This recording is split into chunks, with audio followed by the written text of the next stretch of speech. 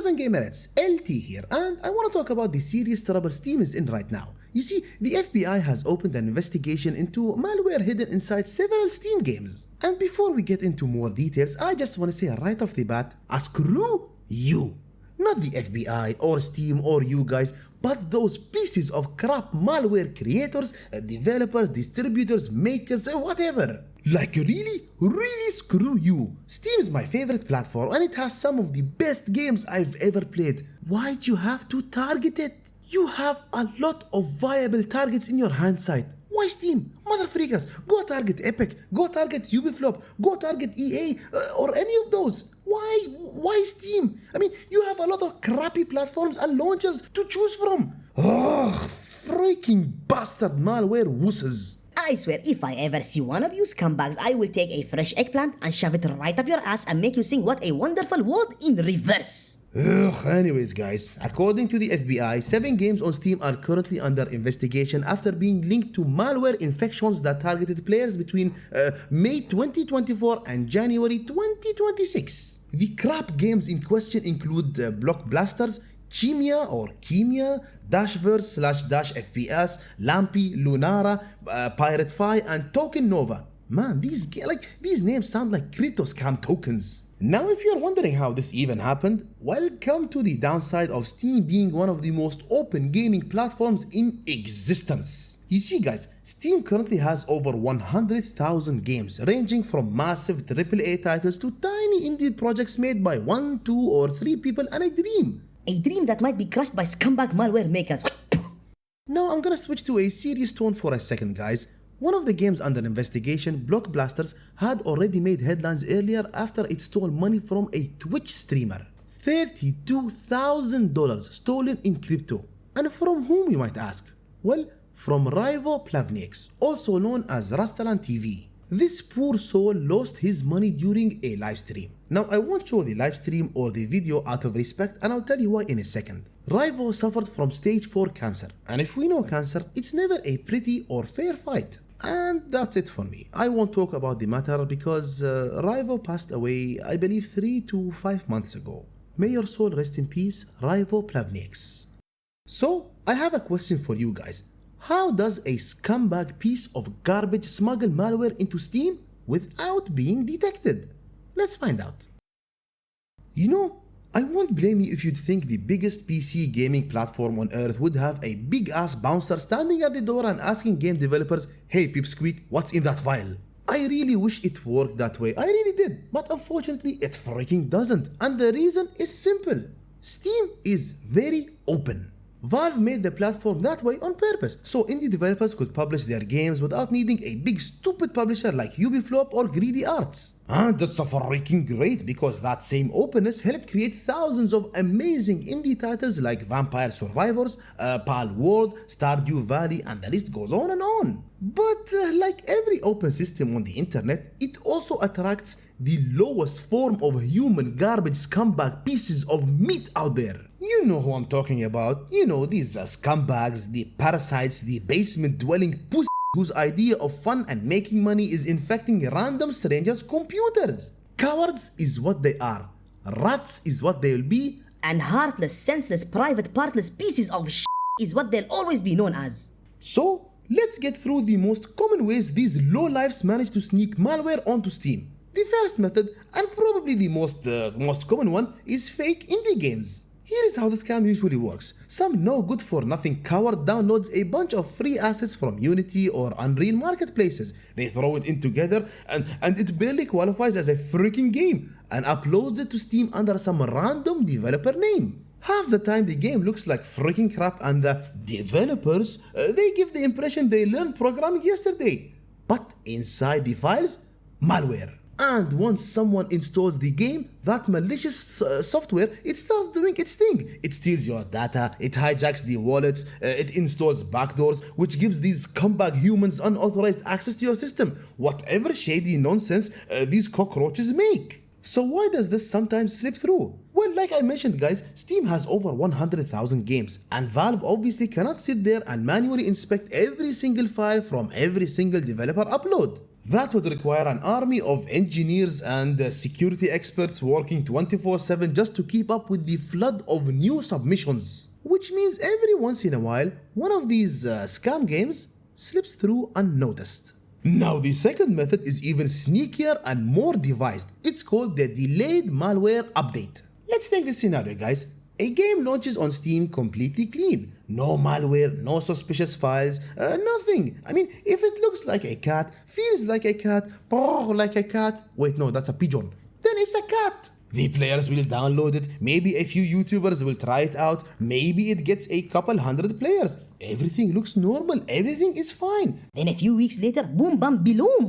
The developer pushes an update, and buried inside that update is the malicious payload. And this method works because by that point, players already trust the game. It's already sitting in their library, they've already installed it, they've already invested 3, 4, 5 hours in it, and Steam, it automatically downloads updates in the background. So when the update arrives, nobody questions it. And that's when the malware gets injected into your PC. Which, by the way, is an incredibly low tactic even by scammer standards.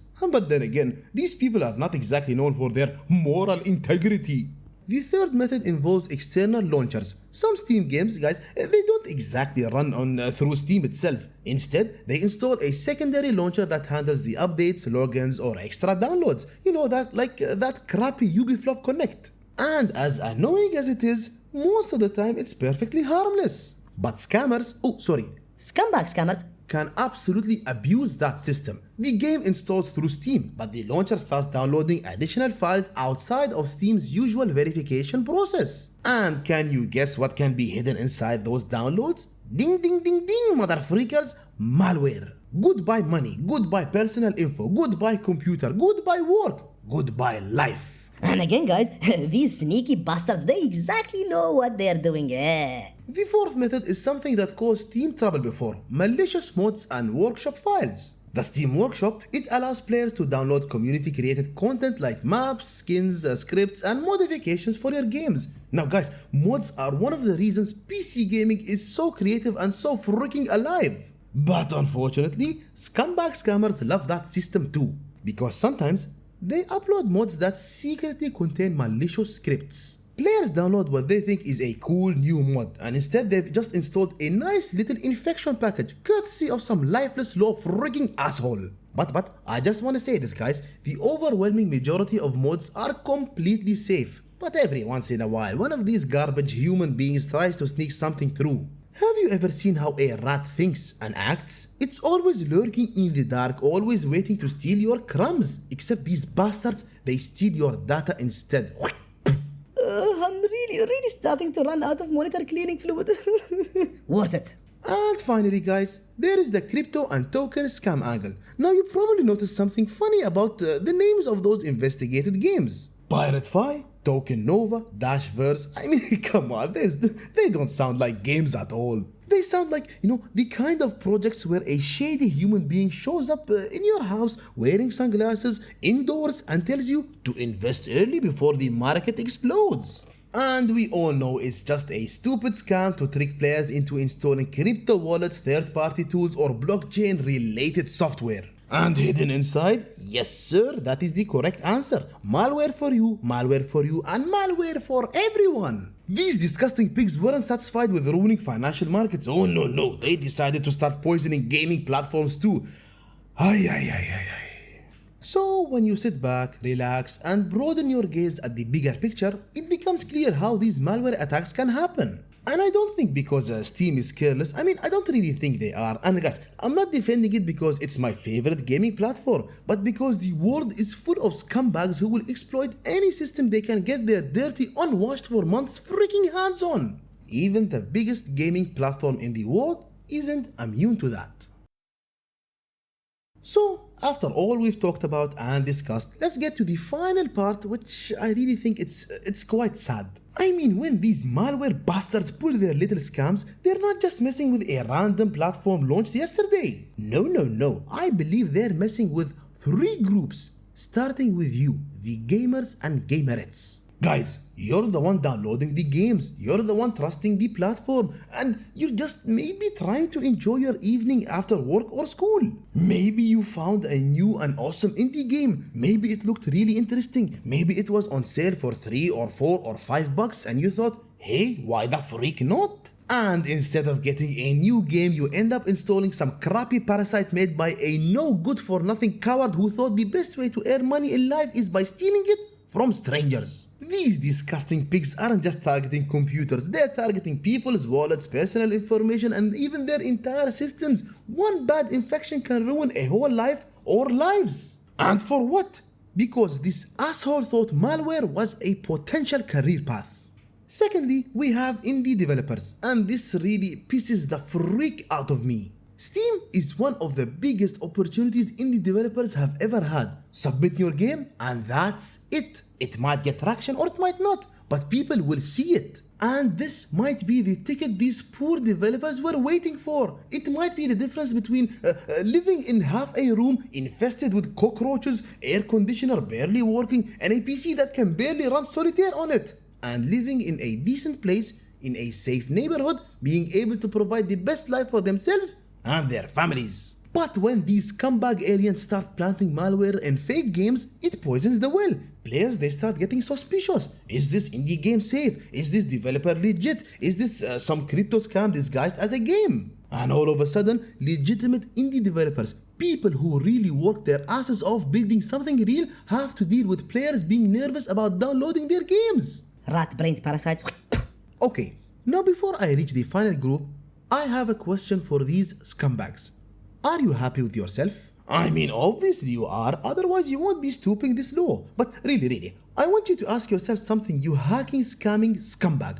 Wouldn't it have been better to use your skills instead to make games or make a software or maybe work in a highly sensitive, highly paying job? Wouldn't that have been the better alternative instead of ruining lives? And listen, if you're gonna try and appeal to the better side of people and tell them about your situation, screw you and your situation, no matter what it is. Those people worked hard for their money. They worked hard to earn the right for a relaxing gaming evening. They worked hard for the right to live with peace of mind. So you, wherever you are, you mother freaker.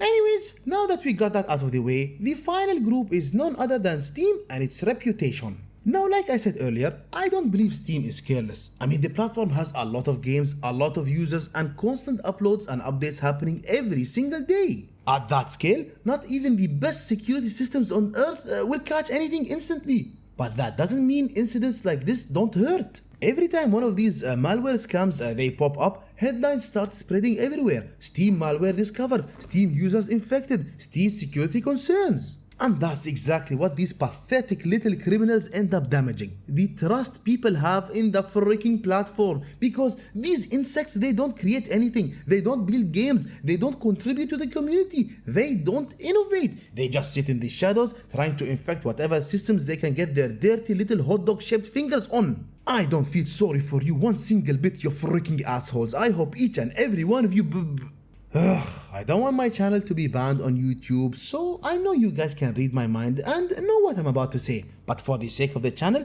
I'll say face the proper legal repercussions. I mean consequences. Screw my English. What about you, gamers and gamerettes? Now, I normally ask you an either or question, but this time I'll ask you one simple question. What are you feeling right now? Drop your thoughts or feelings in the comments below. And guys, thank you once again for watching the video. If you enjoyed it, please consider leaving a like and subscribing for more content in the future. Take care and I'll see you in the next one.